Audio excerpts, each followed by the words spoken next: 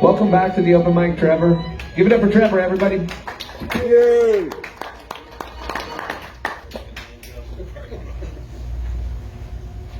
How's it going? I used to come here a lot before COVID, and when I came, it was a lot louder than I am tonight, and that's really good because I was just planning to do some spoken word. I've written a book.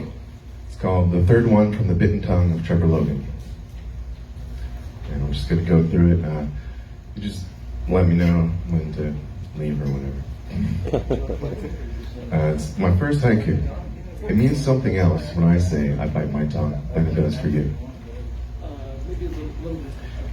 And the full title is The Third Collection of Words to be Heard Spoken Through the Broken Plume, written from the Bitten Tongue of Trevor Logan. And it's to all the warriors dead and gone, to all the warriors alive and strong, to all of those yet to come, and to all their loved ones. I've got the spirit, this is the feeling, let it out somehow. That's a quote from Ian Curtis, the lead singer of Joy Division, and his song, Disorder. All right. Welcome everyone, hear my bitten tongue. I find it hard to speak. I've bitten my tongue many times in different ways. I've made mad displays and sat silently, my pages blank, my hands shaking, twirled within the curls between this and distant worlds. Interrupted from this form, I've been torn in different directions. At loss of expression like an impotent erection, I've been a collection of frustrations awaiting dissection.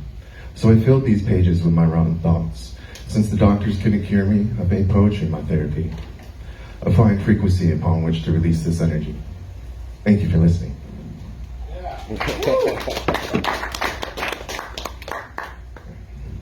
Of course you may use and misuse a word as much as you please. That's a quote from Robert Louis Stevenson in his book, Virginitas Paris. I'm not sure if I pronounced that correctly. Right. Spoken through my broken plume, written from my bitten tongue, I've chosen these words to share with you.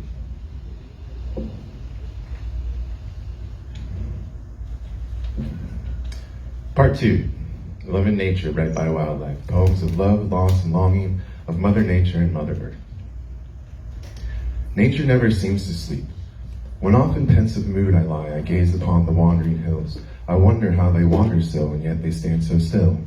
The trees and greens upon their slopes all seem to be asleep, yet there's a bird that sings to bring the spring perched upon their peak. My ears they hear its sprightly tune, I wonder what it means. Oh, how I wish I knew how to sing with you as one of nature's beings. Its sprightly tune carries through the valley stream below. It sings until the evening brings the moon's low cold glow. When then the whispers of the night carry on the chorus, and frogs and crickets harmonize while owls hunt the mice. Nature's song carries on throughout the long slow night, and wanders without stopping through the darkness into the light. When then again the volume rises with the shining sun, the volume of the song disguises what is done as what's begun.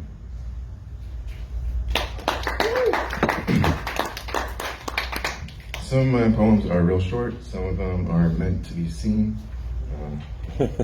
This is Misinterpreted Bliss. Listening to the birds' melancholy melodies, watching the sun slowly melt away, I wilt in the shade, a petal that lost the nutrients, a miscreant. This one is more visual, but you can't see it, so this is what it sounds like. Swaying gently in the breeze between two trees, critters rustling through the shadowy leaves, glowing eyes hiding behind high grass, butterflies flutter noiselessly. Tiny toads, plentiful mushrooms, velvet perfume flowers resume their sway in the wind. Ripples and drips slowly trickling to clean my senses, forever flowing essence. Simply to be existing is to be changing, aging. Okay. Two different people walk along the same path. One asks, "Do you see that?" The other, looking back, thinking it had already passed, asks, "What? That? What? The bobcat? What? Where?" "There, up ahead." The other turns back around, but the cat vanishes without a sound, disappearing into the woods and now nowhere to be found. They continue along the path. They hold the other's hand. One asks, "When you walk, do you look up ahead or down at the ground?" The other collects their thoughts and carefully responds, "I watch my steps." "So you look at the ground?" "No, that's not what I meant." "You look up ahead." "I look up ahead and out the ground. I look up above and all around. I try to see all the sights and hear all the sounds, but I know there's always more to be found. So I go flipping logs in search of frogs. As I meander, I look out for the salamander, who wandered into the road along with the toad, who would not have been found had I not looked up ahead and down at the ground. Wow, that was poetic. That was profound. There's so many options, so many choices, so many possibilities. Yes, the world is chaotic, not dichotic. They continue in silence. The forest resounds.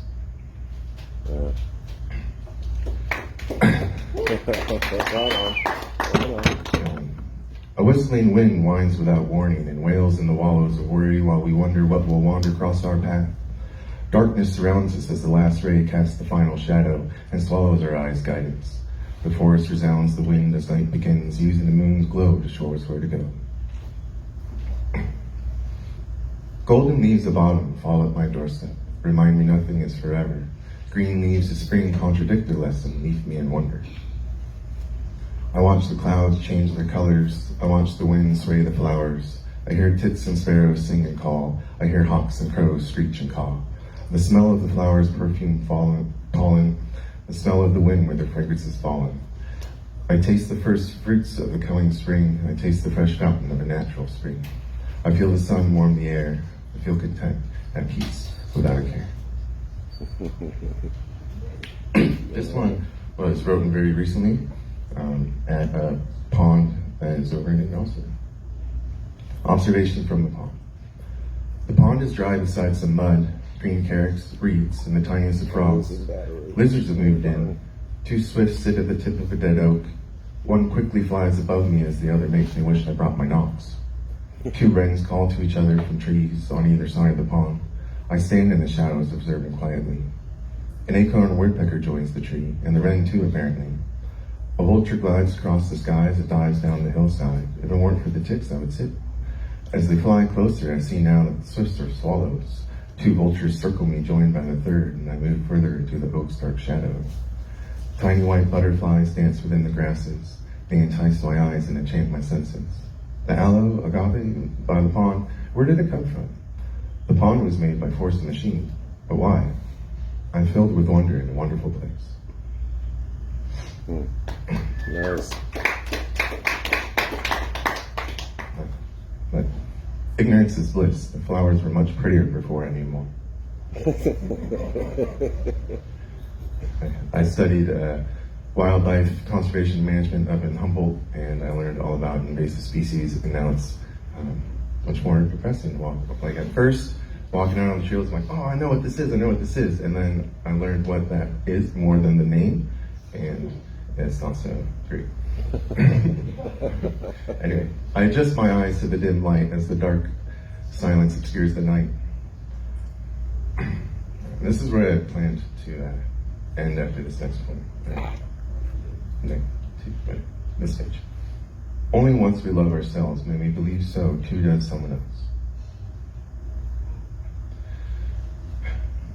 My girl's got the kindest soul, my love's got a heart of gold. She won't ever ask for help, but she'll help everybody else, cause she just wants to love herself like she loves everybody else.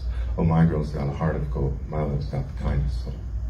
My girl dances beautifully, she makes all the angels sing songs of love and happiness. My love dances with finesse, yes, my girl dances with a kiss and peaceful, calming, joyful bliss. So she makes all the angels sing, my love dances beautifully. My girl's such a lovely sight, with her touch she brings the light, with her voice she calls my soul, her flavor's an enchanting dose, her scent's a potion for my nose, adorned with thorns like a rambling rose, with one touch she brings the light, my love's such a lovely sight. My girl's got fiery eyes, she's got long, cool thighs that wrap around my mind and squeeze my soul, the feeling never gets old. She wears a dark robe, a seductive cloak, hiding her long, cool thighs. My love's got fire in her eyes.